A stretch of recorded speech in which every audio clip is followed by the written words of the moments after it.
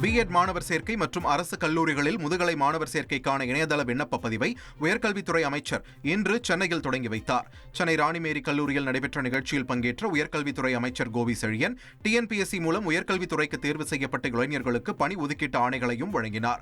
இந்த படிப்புகளில் சேர விரும்பும் மாணவர்கள் இணையதளம் வழியாக விண்ணப்பிக்கலாம் என்று தெரிவிக்கப்பட்டுள்ளது.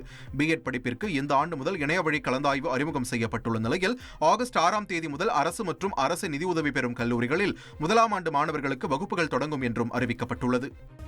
சென்னை ஐஐடி கல்வி நிறுவனம் சர்வதேச தரவரிசை பட்டியலில் விரைவில் 100 இடங்களுக்குள் வரும் என்று அதன் இயக்குநர் காமகோட்டி தெரிவித்துள்ளார். சென்னை ஐஐடி முன்னாள் மாணவர்களால் தொடங்கப்பட்ட பால்ஸ் அமைப்பு பொறியியல் கல்லூரிகளுக்கு மாணவர்கள் உயர்கல்வியில் சேர்வதற்கு பயிற்சி அளித்து வருகிறது.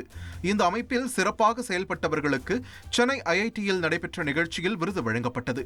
பின்னர் செய்தியாளர்களுக்கு பேட்டி அளித்த சென்னை ஐஐடியின் இயக்குநர் காமகோட்டி, சர்வதேச தரவரிசையில் சென்னை ஐஐடி முதல் 100 இடங்களுக்குள் விரைவில் வரும் என்று நம்பிக்கை தெரிவித்தார். இன்னைக்கு QS ரேங்க்ல நாங்கள் இது மட்டும் 200க்கு மேலே தான் இருந்தோம். 227, அதுக்கு முன்னாடி வருஷம் 285 இருந்தோம். இந்த தடவை 47 புள்ளிகள் அட்வான்ஸ் ஆகி இன்னைக்கு 180 ரேங்க்குள்ளே வந்திருக்கோம். ஃபர்ஸ்ட் டைம் 200க்குள்ளே நாங்கள் வந்திருக்கோம். எந்த இன்ஸ்டிடியூஷனுமே இந்த டாப் 50ல் வரணும்னு நினச்சோன்னா நிச்சயமாக அதில் மெடிக்கல் டெக்னாலஜி இருக்க வேண்டும். மெடிசன்கிறது ஒரு பெரிய ஒரு மெடிக்கல் டெக்னாலஜிங்கிறது ஒரு பெரிய லெவலுக்கு இப்போ போயின்னு இருக்கு.